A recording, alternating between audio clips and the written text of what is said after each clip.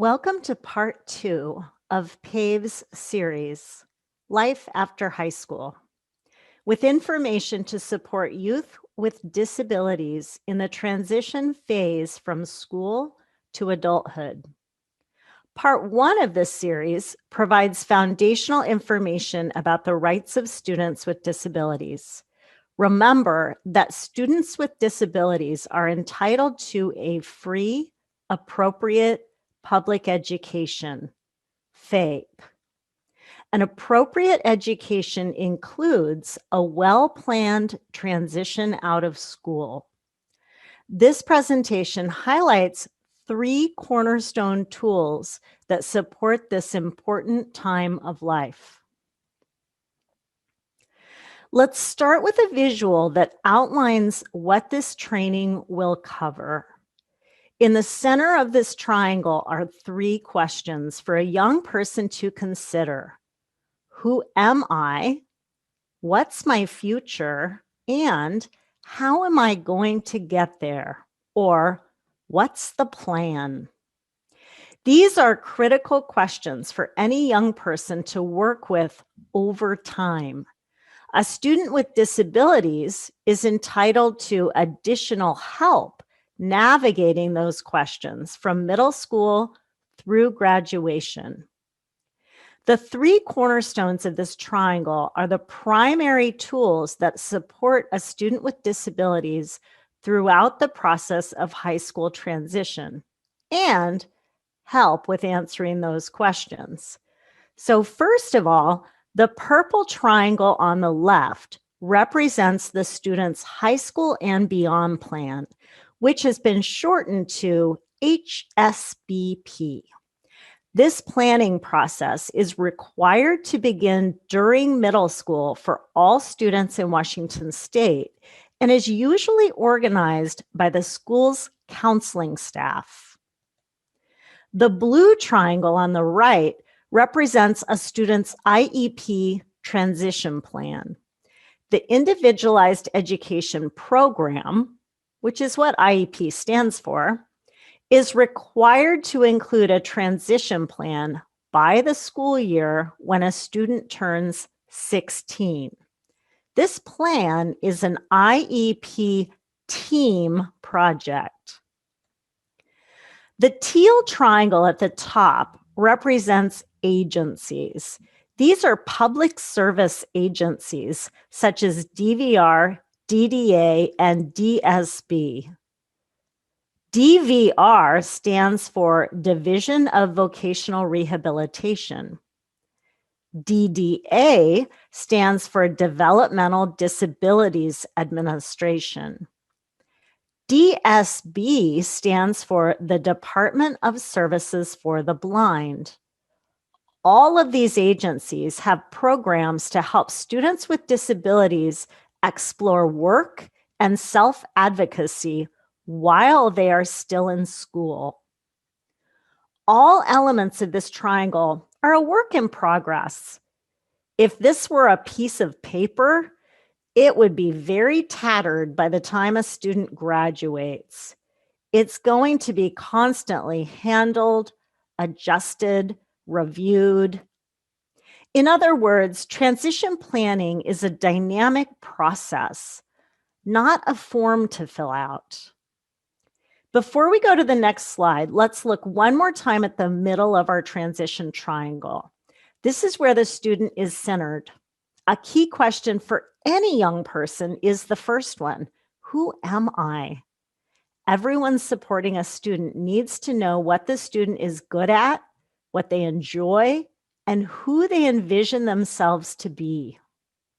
Regular check-ins with the student about how they perceive themselves and where they are feeling successful is key to helping them plan for their adult life.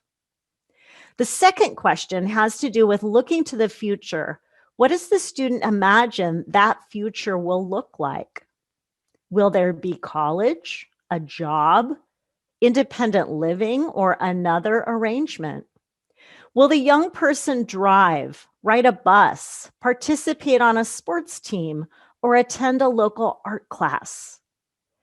further education, work, independent living, and leisure are all discussed as part of a young person's future. And then there's that third question, the how. How will current learning and experiences move the young person toward the future they envision? What is the plan?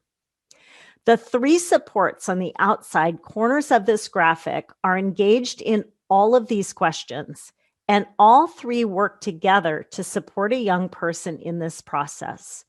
Let's go deeper into each element. The piece of the triangle that moves into place first for a student in Washington State is the High School and Beyond Plan. This plan is required for all students, and state law requires schools to begin working with students on these plans before they leave middle school. This tool establishes a personalized pathway for the student so that their class schedule, extracurricular activities, volunteerism in the community, and more are all aligned with a vision for how that student will graduate prepared for their next steps. By the end of 8th grade, a student is given a career interest and skills inventory to initially identify education and career goals and make sure that high school coursework is a good fit. Because a student's interests and connections change during high school, the plan is reviewed at least every year. Certainly, it's appropriate to visit the plan much more frequently as a student is exposed to new ideas and opportunities. The student's vision for their future is the focus, and the plan may help a student transition toward university, technical college, an apprenticeship program, an industry standard certificate program, military training, on-the-job training, or something else.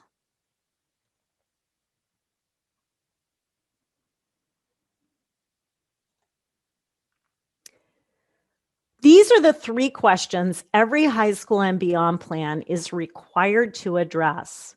Who am I? What can I become? How do I become that? You might notice these questions are the same as the questions in the center of our transition triangle. This is where the whole process begins, with these questions. It's never too early to start talking to a student about these questions. Discussing these questions with many different people in many different settings is part of the process. This is not a one and done interview. It's more like a framework for every discussion about a student's schedule, program, and opportunities as they move through school. The State Board of Education provides a place to get more information about high school and beyond planning. The State Board describes legal requirements. For example, the plan includes a resume or activity log that tracks the student's education, work experiences, community service, and how volunteer work in the community meets requirements under state law. The State Board also guides schools to involve parents and guardians in the process of developing and updating the high school and beyond plan. The plan must be accessible to the students' caregivers, and that includes language access for families whose native language is not English. If the high school and beyond plan is a new concept for you, take a moment to pause and consider who at your school might provide more information about this process. Perhaps take a moment to write yourself a reminder note to investigate this further. Could you contact your student's counselor, the IEP case manager, a school administrator, or a favorite teacher? Could you ask your student? Remember that the state instructs schools to include family caregivers in this process, So your willingness to collaborate is not only encouraged, it's required. We've talked about one cornerstone of our transition triangle, the high school and beyond plan. Now we're going to talk about the IEP transition plan. Remember that this element of an IEP is required by the school year when a student turns 16. It can be added anytime that the IEP team, including the student and family, wants to get started. After the plan is added to the student's program, the school is required to invite the student to their own IEP team meetings.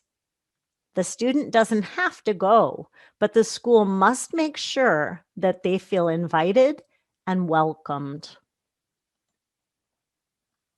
Here's some important information to better understand the IEP requirement for a high school transition plan.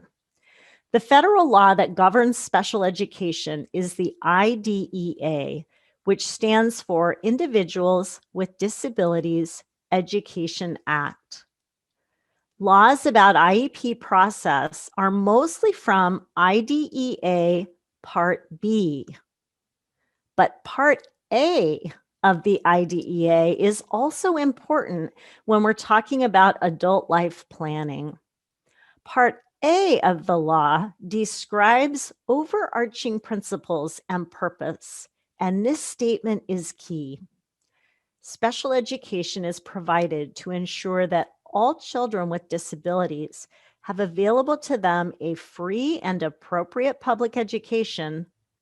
Remember that acronym is FAPE, designed to meet their individual needs and prepare them for further education, employment, and independent living. In other words, supporting the transition into adult life is part of a school's basic responsibility.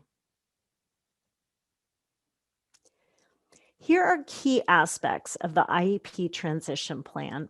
Most importantly, the plan is built from the student's needs, preferences, interests, and strengths.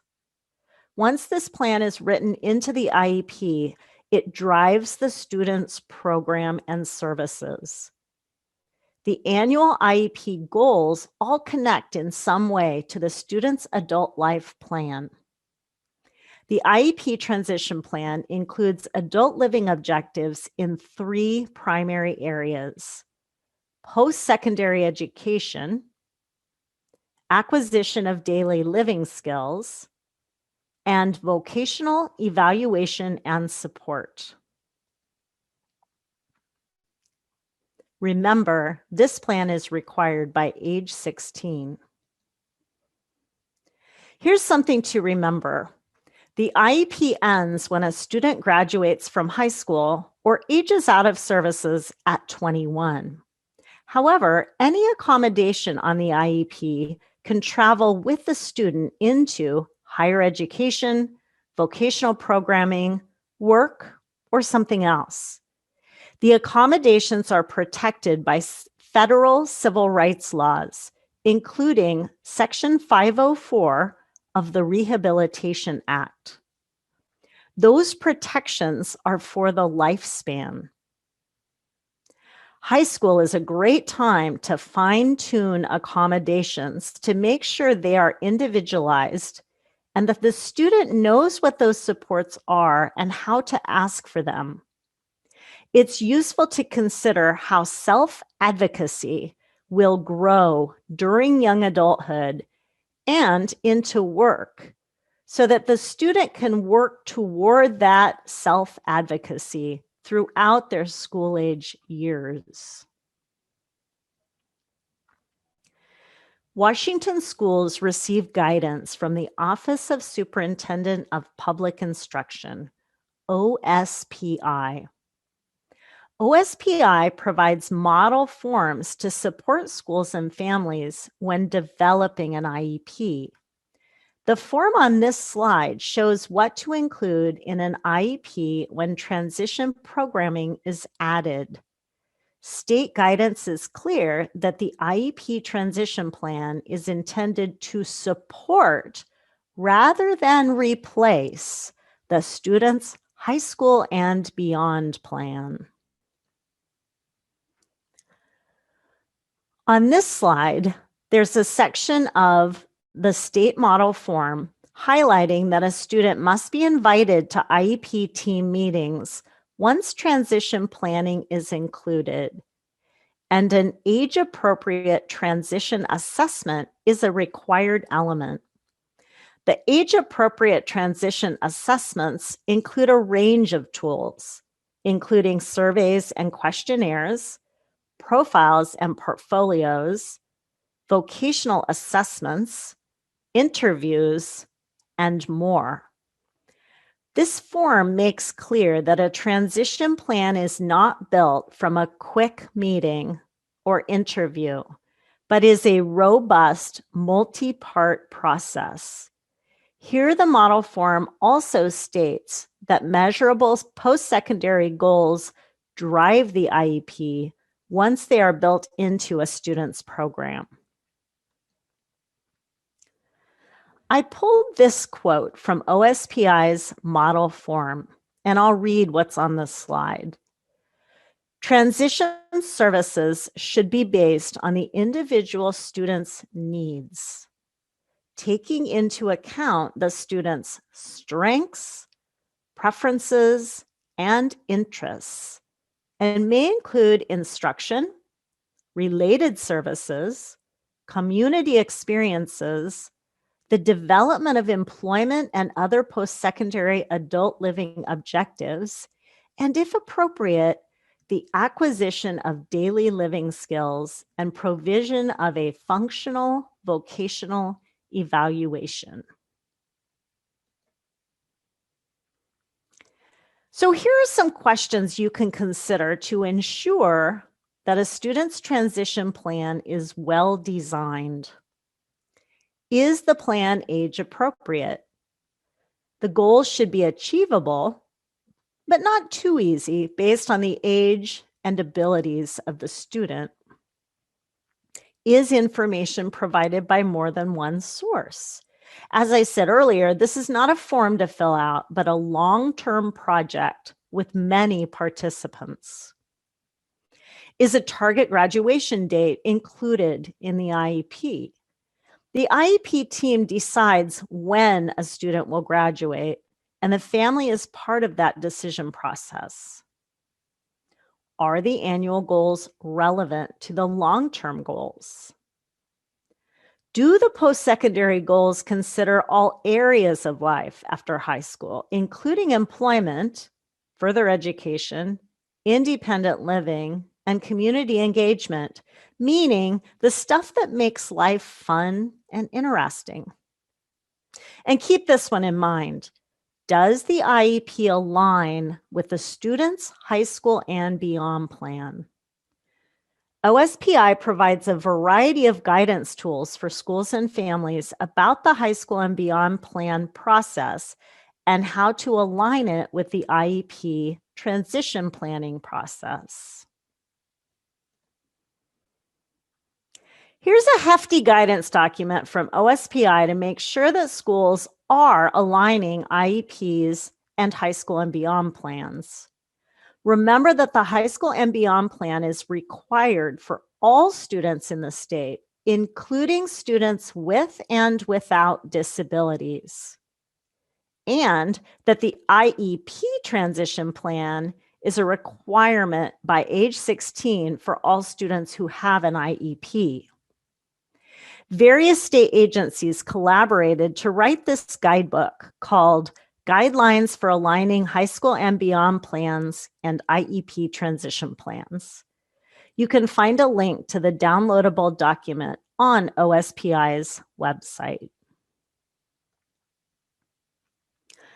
Here's a visual list to help track key aspects of a student's aligned plan.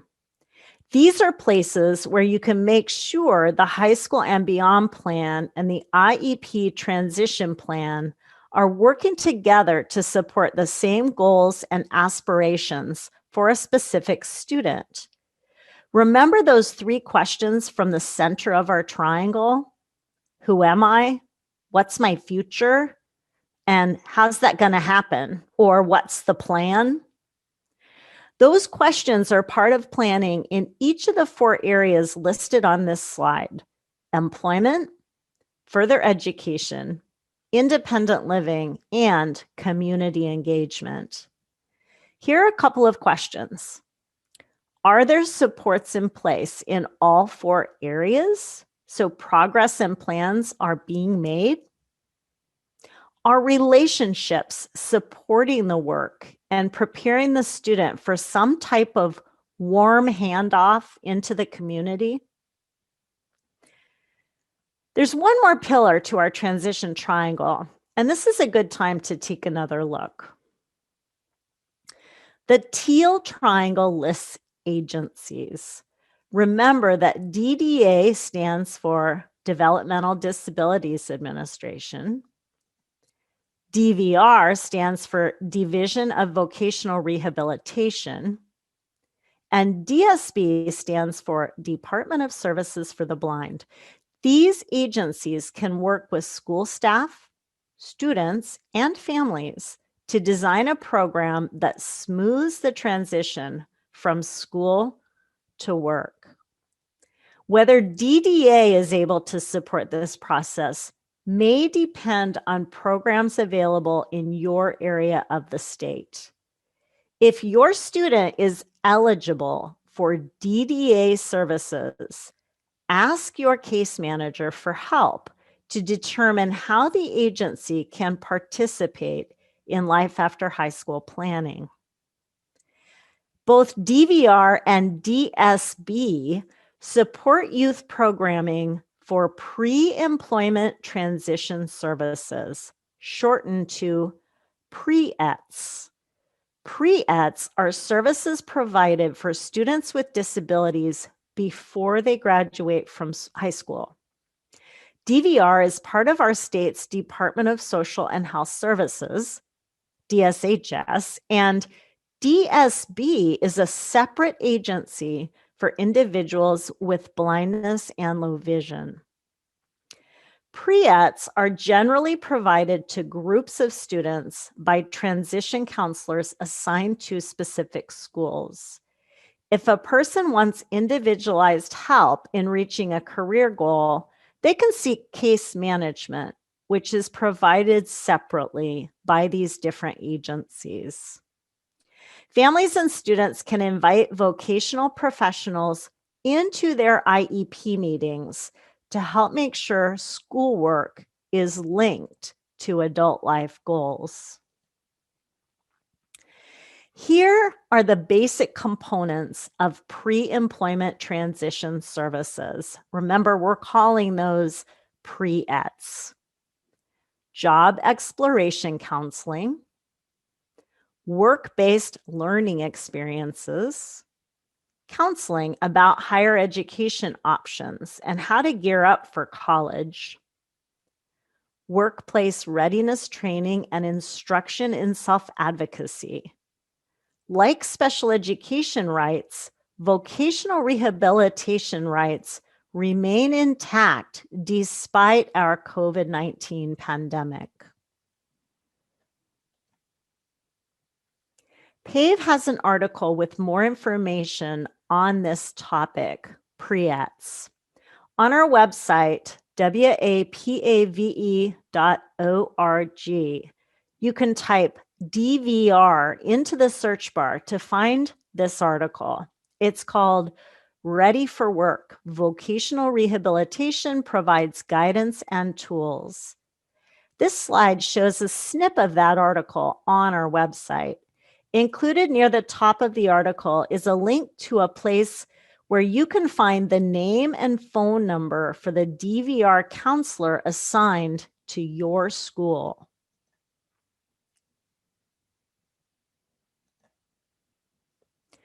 This is what that website page looks like. It's within the DSHS DVR website, and the page is titled Find a School Transition Counselor. From this page, you can type in the county, name of the school district, and name of the specific high school to access the contact who is responsible to provide pre-employment transition services. Students 16 and older can receive pre-ETs if they have an IEP, a Section 504 plan, and/or a documented disability. The family and school staff need to sign a consent form for pre-ETs, those services to begin. This snip is from the website of the Department of Services for the Blind. Their youth services team can support pre-ETs, participate in IEP meetings, and collaborate with young people, school staff, and families to ensure that students with blindness or low vision are prepared to achieve their life after high school goals. Here's another option for supporting a student with skills related to pre-employment and future planning. Tfolio is a free tool maintained by the Center for Change in Transition Services, which is housed at Seattle University. The online training modules are like what a student might experience with pre-ETs: job exploration, work-based learning, and workplace readiness, for example. They also support work around the 3 questions from the center of our transition triangle. Who am I? What's in my future? And what's my plan to get there? Tfolio offers its own version, stating, it is their individual story of who they are, where they have been, and where they are headed after high school. This tool can help a student explore who they are, jobs that might be a good fit, and more, including self-advocacy. I encourage you to take a moment to write down the word T-folio and its online address, which is cctfolio.com. You can look it up or ask someone at the school if they've used this tool to support a student in their transition planning process. OSPI has encouraged use of Tfolio during the COVID-19 pandemic because some in-person experiences, including job shadowing, for example, have been impacted by health and safety protocols. Here's a little more about COVID-19 and impacts. First, no federal or state agency has waived any of the protections for individuals with disabilities due to COVID-19.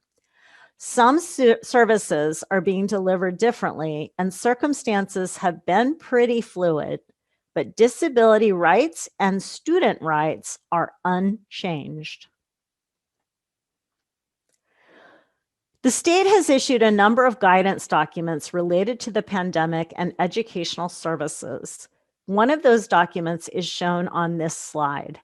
OSPI's Q&A about the provision of services to students with disabilities during COVID-19 in the 21-22 school year includes information specific to students making the transition from high school into adult life.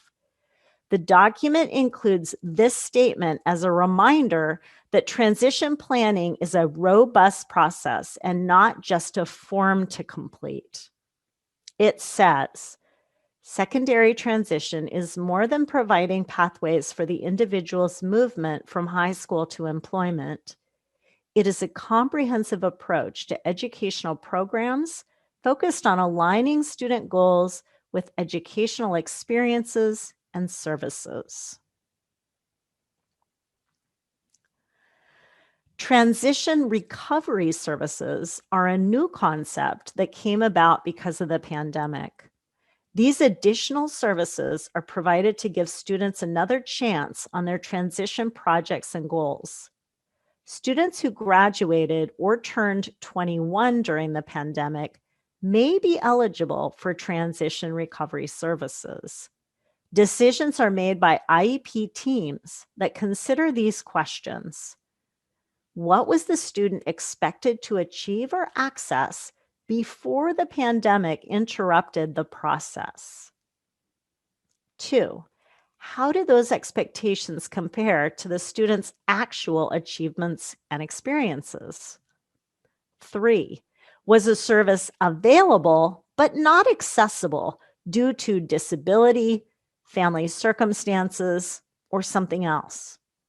And 4, what services are necessary to enable the student to get back on track? Pave provides an article with more information about transition recovery services. If you type toolkit into the search bar on our website, you'll find the High School Transition Toolkit that includes a link to the article about transition recovery services and much of the information included in this presentation. Let's take one final look at our transition triangle. We've talked about high school and beyond planning and how that process aligns with the IEP Transition Plan. We've talked about how outside agencies might support the work to ensure a student is prepared for work and/or further education or training to move them toward their employment goals. We've looked at how these various partners support a student in addressing key questions about the present, the future, and how to move forward. I mentioned the Center for Change and Transition Services at Seattle University. Their website includes Tfolio and many more tools to support students, schools, and families.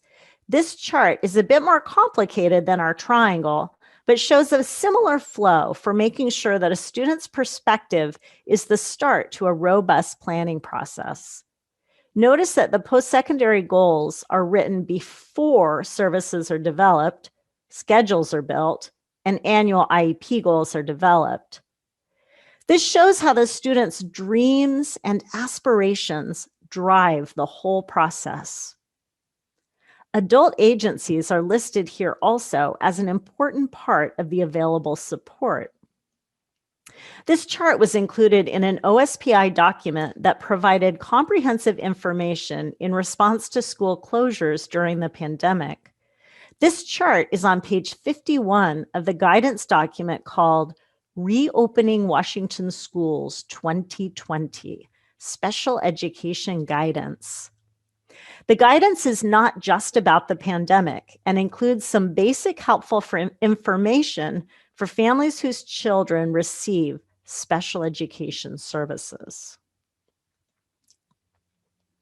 I want to mention one more tool, Person-Centered Planning, which uses a group planning process to explore all life domains and future dreams and empower a person and their supporters to develop action steps. Pave has an article and a video called What is Person-Centered Planning? Available on our website. Keep in mind that when they turn 18, students in Washington are responsible for their own educational decisions. If the student is ready and able to take charge, then nothing needs to happen. If the student still wants parents involved, then the student signs a letter of consent for parents to attend meetings and continue participating on the IEP team. This may be the first permission slip that a student signs for the parent. Parents who have legal guardianship have a larger role in decision-making and may not need the student to sign consent.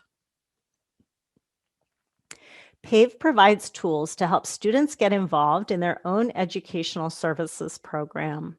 There's an article on our website called Attention Students, Lead Your Own IEP Meetings and Take Charge of Your Future.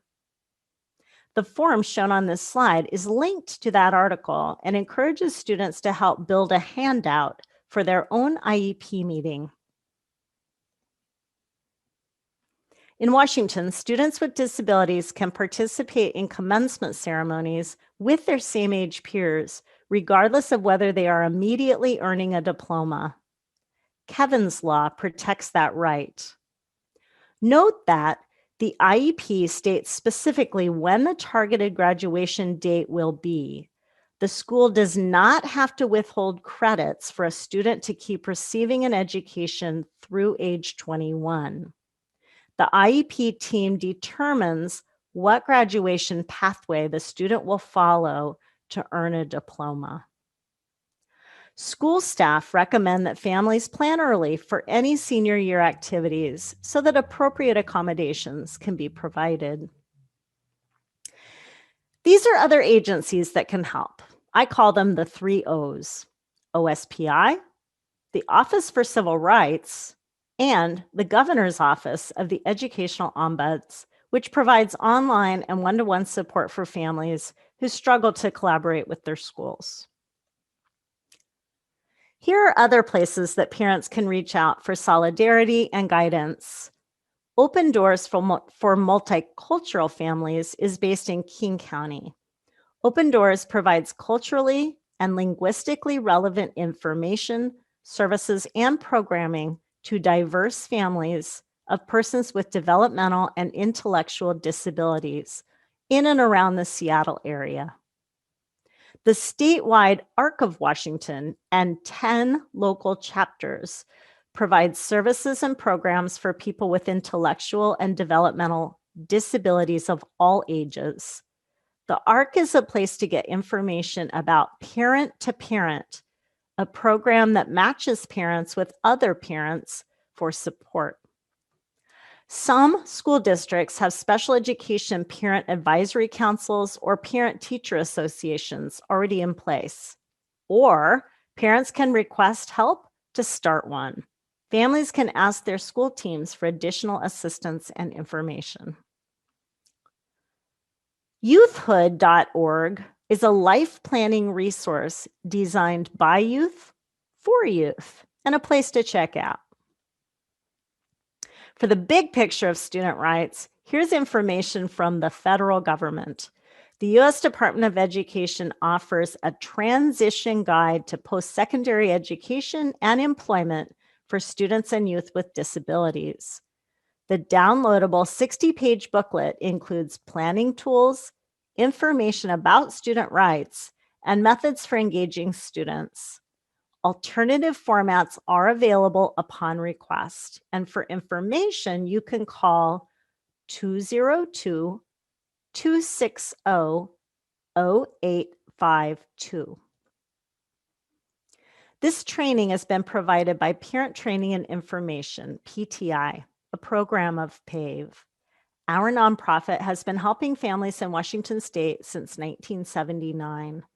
Students, family members, and professionals can get direct assistance by going to our website, wapave.org, and clicking Get Help. We provide language translation options.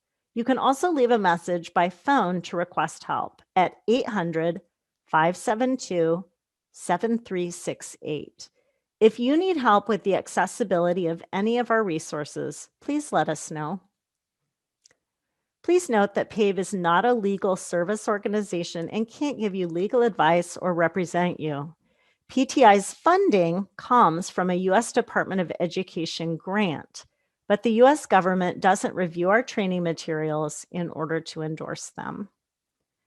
We'd love to know whether this video was helpful for you. On the page where you found this video, there's a link to a very short survey. Thank you so much for sharing your feedback. Thank you also for listening and learning, and please contact us at wapave.org for individualized assistance or further training opportunities.